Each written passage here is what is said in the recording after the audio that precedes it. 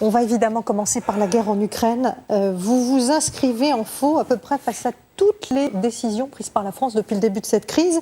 Vous êtes contre les sanctions, contre l'envoi d'armes à l'Ukraine, contre le maintien de la France dans l'OTAN, plus généralement, bien avant cette crise. Vladimir Poutine n'est pas un danger pour l'Europe et pour la France? Bah si, mais la plupart des choses que vous dites sont inexactes. Je suis pour qu'on sorte de l'OTAN, pas d'aujourd'hui, depuis le début. C'est ce que je vais préciser. Oui, mais les autres mesures, non. Je suis d'accord pour qu'il y ait des mesures de représailles économiques. Le problème, c'est de savoir c'est où on les met. Une sanction, c'est fait pour que ça marche. Pour l'instant, ça ne marche pas. La première des conditions d'une sanction efficace, c'est qu'elle ne s'applique pas à nous. Je vous signale que la dernière fois qu'on a fait des sanctions économiques contre la Russie, moi je suis allé à Moscou, j'ai rencontré un opposant à M. Poutine, et j'ai rencontré la Chambre de commerce franco-russe. Et la Chambre de commerce franco-russe, les patrons français, m'ont dit, on a fait une erreur monstrueuse, tout ce qu'on leur vendait, ils le produisent eux-mêmes, et nous, ce qu'on aura fait aura servi à rien. Donc, par rapport à la crise dans laquelle on vit, quelle stratégie avoir? D'abord, avoir des idées claires. Moi, j'ai les idées claires, pourquoi? Parce que ça fait depuis 2014 que j'alerte sur tous les tons qu'il y a une ligne rouge en Ukraine et qu'il y aura une guerre. Un de vos collègues à France Inter m'avait dit, attendez, vous parlez au sens imagé ou réel? J'ai dit réel. C'est quoi cette ligne rouge? C'est une ligne rouge. Dites-la en termes clairs. Vous ne l'avez jamais dit en termes clairs. Vous ne voulez pas que des pays démocratiques, la Géorgie ou l'Ukraine, adhèrent démocratiquement à l'OTAN. Vous considérez que c'est une mouletta et que c'est une ligne rouge pour le dictateur Poutine? Oui. Il faut réfléchir, pas seulement avec les arguments qui nous paraissent justes à nous, mais essayer de comprendre ce qu'il y a dans la tête des autres. Quand on veut faire de la politique qui parte des réalités et pas de nos rêves. Il faut apaiser Poutine. Il y a une ligne rouge. Elle nous plaît ou elle ne nous plaît pas. Mais quand nous avons pris l'engagement auprès de la Russie, qui était à l'époque soviétique, ce fait est dorénavant une information déclassée. C'est très contesté par tous les historiens. Non mais attendez, peut-être contesté par vous, mais par les gens qui suivent les documents déclassés, et c'est pas moi qui le dis, c'est des diplomates, c'est M. Védrine, tout le monde sait ça. Alors vous pouvez toujours raconter aux gens que c'est pas vrai. Moi, quand vous faites ça, vous n'aidez pas à réfléchir. Parce que vous embrouillez le débat. Donc il y avait une ligne rouge. Jean-Luc Mélenchon, est-ce qu'une adhésion à l'OTAN de l'Ukraine vaut la guerre que nous constatons? Bien sûr que non. Mais alors, c'est une question. Prenons les choses dans l'ordre dans lequel elles se présentent. Aussi longtemps, moi je suis non aligné. Et pas d'aujourd'hui. Je suis assez vieux pour avoir été contre l'invasion de la Tchécoslovaquie par les Russes. Et d'avoir été contre la guerre du Vietnam, contre les Américains. Donc c'est pas d'aujourd'hui que je suis non aligné. Je prends cas par cas et moment par moment. Quand les Américains disent nous allons faire l'OTAN jusqu'à la porte de l'Ukraine, jusqu'à la porte de la Russie, je dis danger. Quand M. Poutine franchit la frontière, c'est lui qui pose l'acte qui est intolérable. C'est ça qu'il faut voir et bien comprendre. Attendez. Par conséquent, il faut avoir une stratégie qui soit adaptée à cette situation. Pas juste gesticuler. Moi, les va-t-en-guerre, ils m'exaspèrent. Pourquoi? Parce que nous, Français, nous sommes en première ligne. Nous avons 500 militaires en Roumanie. Nous en avons 300 en Estonie, plus 4 avions Mirage. Nous en avons 300 plus en Lituanie, et nous avons un escadron de chasse qui se trouve en Pologne, c'est-à-dire directement sur la frontière entre l'Ukraine et la frontière avec Kaliningrad. Par conséquent, les Français ont intérêt à bien réfléchir à ce qu'ils font avant d'agir. Donc moi, j'ai une idée sur ce qu'il y a lieu de faire.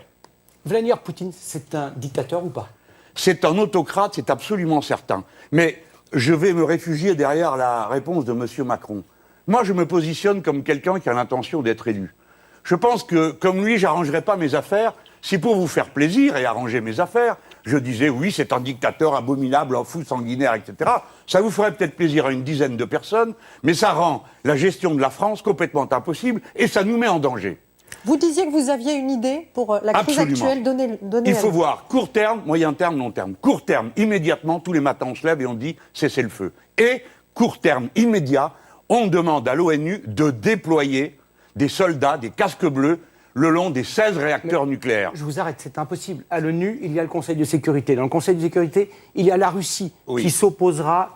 En effet, le droit de veto a été établi par les Américains au début. Donc l'ONU ne pourra pas agir, M. Mélenchon. Oui. Alors je vais vous apprendre les statuts de l'ONU, ça me fait plaisir. Il y a aussi une assemblée générale qui prend des décisions. Vous savez par exemple que la résolution condamnant l'invasion de la Russie a été bloquée au Conseil de sécurité, mais adoptée par l'Assemblée générale des Nations unies. Et vous devriez vous poser la question de ce qui s'est passé. Parce que moi, je suis très alerté par le fait que la Chine s'est abstenue, tant mieux, on peut s'appuyer dessus. L'Inde s'est abstenue, tant mieux, on peut s'appuyer dessus. Mais ça fait la moitié de l'humanité, plus l'Afrique du Sud, plus le Sénégal, qui sont nos frères dans l'histoire. Par conséquent, ça fait beaucoup de monde dans le monde qui n'a pas voulu voter un texte de condamnation. Donc, vous m'obligez à changer l'ordre de mon démonstration, mais c'est pas grave. L'objectif numéro 1, c'est d'isoler le gouvernement de Vladimir Poutine sur la scène internationale. Je crois que le président Macron l'a dit il y a quelques instants. Isoler, ça veut dire qu'on arrête les gesticulations contre les Chinois, histoire de fous qui ne nous mènent nulle part. Et donc, qu'on discute avec les Chinois, avec les Indiens, pour isoler toujours plus Vladimir Poutine. Deuxièmement, nous devons l'isoler politiquement. Politiquement, ça veut dire le couper de sa base. Les oligarques, donc il faut taper, taper et taper encore les oligarques. Ils ont presque 1000 milliards, paraît-il, en banque en Angleterre. C'est la première des mesures à prendre. Nous pouvons attraper leurs biens sur la Côte d'Azur, il y en a de tous les côtés. On a ramassé un yacht pour l'instant. Non, il faut être plus dur. Pourquoi ? Parce que ça le coupe de son environnement. Et enfin, il faut miser sur la résistance du peuple russe. Ne croyez pas que tous les Russes sont d'accord avec l'invasion, la guerre et les meurtres. Les Russes ont déjà subi la guerre d'Afghanistan, la guerre de Tchétchénie. Ils en ont ramené des cadavres de leurs jeunes gens à la maison. Par conséquent, aujourd'hui, vous avez eu tout de suite une riposte. Vous avez dedans le deuxième syndicat de Russie. Et mon ami Alexei Sakhnine, que j'avais encore récemment au téléphone sur cette affaire, nous dit « Nous vaincrons de l'intérieur ». Peut-être qu'il exagère, mais son courage est extraordinaire. Il faut donc miser politiquement. Et enfin, il faut une initiative spectaculaire. Pourquoi ? Ou elle marche ou elle ne marche pas. Elle marche, on a obtenu gain de cause. Elle ne marche pas, on l'isole. Laquelle ? Convoquer une conférence extraordinaire de l'Organisation pour la sécurité et la coopération en Europe. Ça a été créé pour ça. Et là-dedans, on dit, vous avez un problème de frontières, on en discute.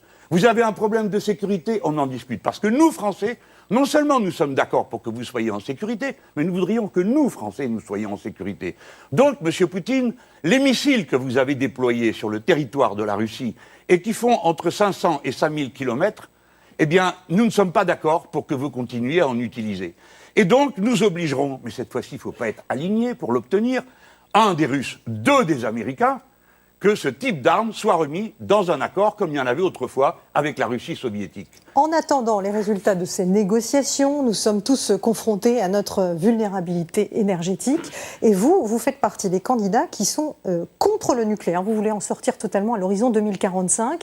Est-ce que ce qui se passe en ce moment, et c'est une question qu'on pose aux autres candidats, est de nature à vous faire repousser cette échéance ou pas ? Ça me renforce dans mon idée. Parce que c'est un sujet que jusqu'à présent, moi j'avais beaucoup de mal à évoquer, parce que j'aime pas la politique qui fait peur. D'accord ? Mais maintenant on peut le dire. Maintenant que tout le monde a compris que les réacteurs nucléaires en Ukraine, c'est dangereux. Enfin, c'est dangereux quand on les prend d'assaut et qu'on les bombarde. Mais je vous remercie d'avoir complété la phrase. Donc, quand on est en guerre ou qu'on est menacé, ceci pourrait arriver aux Français. Le président de la République est chef des armées. C'est son rôle de prévoir, d'anticiper. Tout le monde disait, c'est pas possible, il n'entrera pas en Ukraine, il est entré. Tout le monde disait, c'est pas possible, etc., etc. Donc, moi, je ne suis pas d'accord pour dire, ah ben, personne n'osera faire ça. Si, des gens peuvent oser le faire. Les centrales nucléaires, le nucléaire civil est dangereux sur le plan militaire. Je vous demande d'y réfléchir un instant, tous autant que vous êtes. La centrale de Nogent, elle est en amont de Paris. Si elle prend un coup au but, il y a 12 millions de personnes à déplacer. La centrale du Blayais, elle est dans l'estuaire de la Gironde. Un coup au but, 800 000 personnes à déplacer. Si nous prenons un coup au but dans la vallée du Rhône, il faut déménager tout le monde.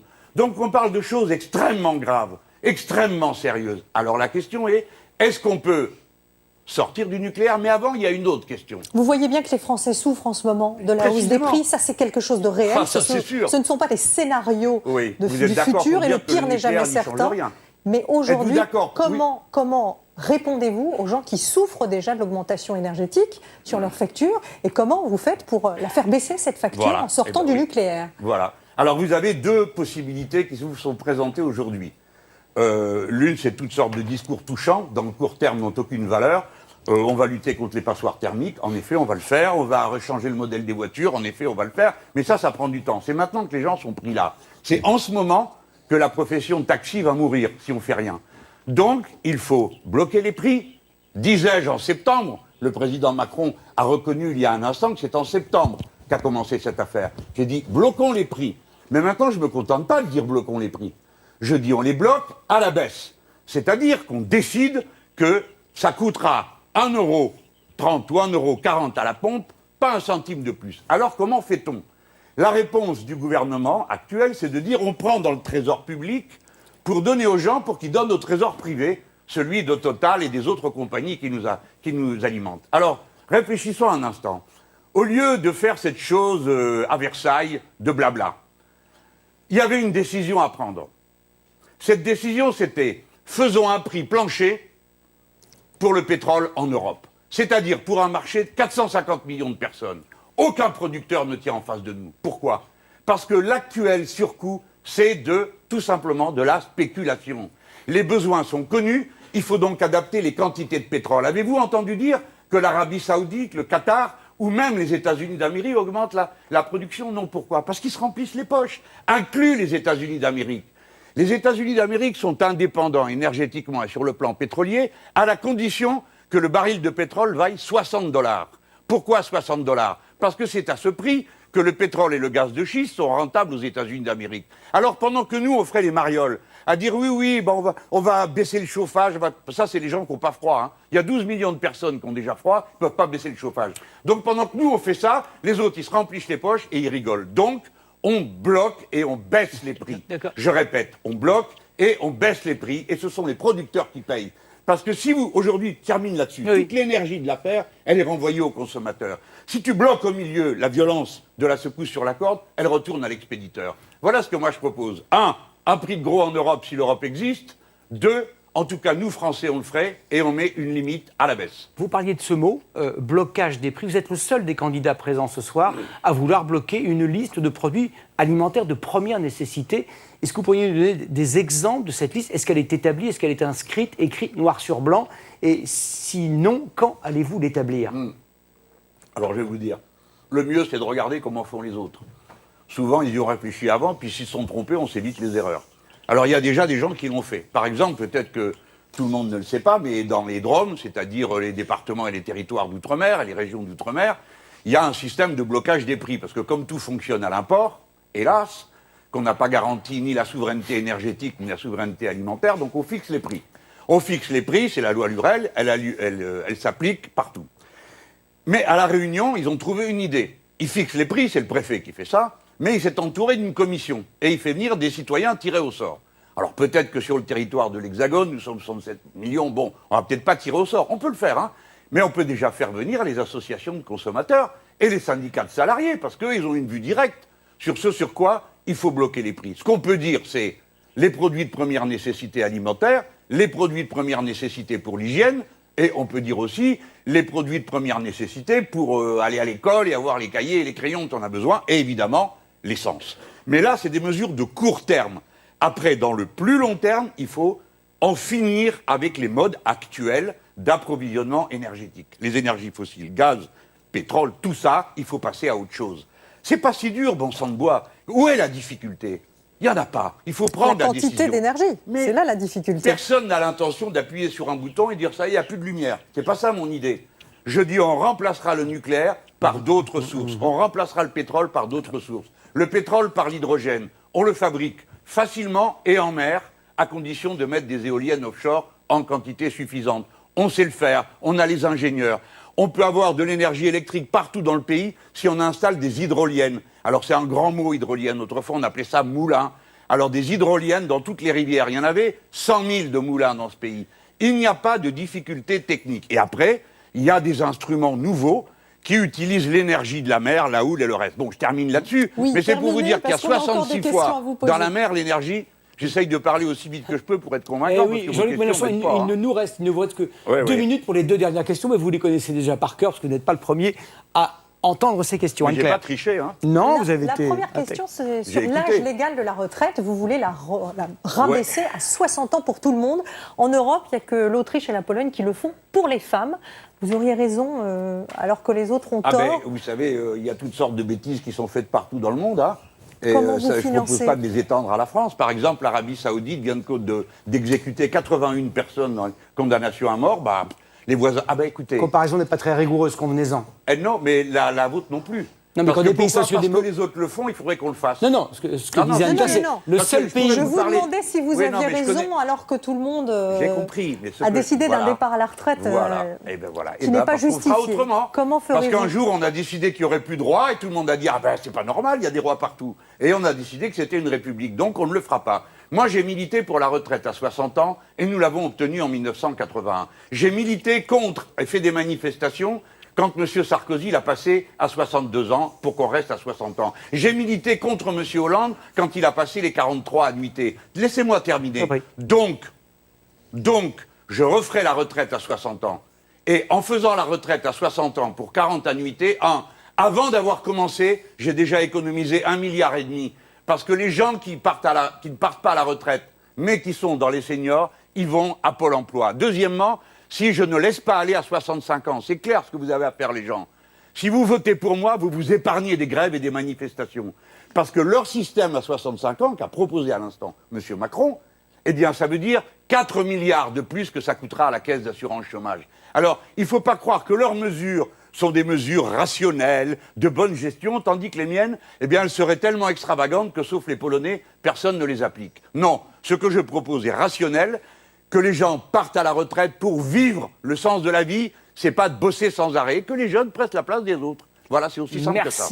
Merci Jean-Luc Vous n'avez Mélenchon. pas une deuxième question? Si, mais vous avez dépassé votre temps et nous sommes les gardiens Les du impôts, temps. ah Les impôts, mais on connaît la réponse. Allez-vous, Je en tant reviens que comme vous voulez, président hein. de la République, augmenter les impôts? La réponse est Oui, oui. pour Vous ceux qui l'avez- gagnent beaucoup et non pour les autres. En dessous Voilà. de 4 000 euros, personne ne paiera plus, ils paieront moins.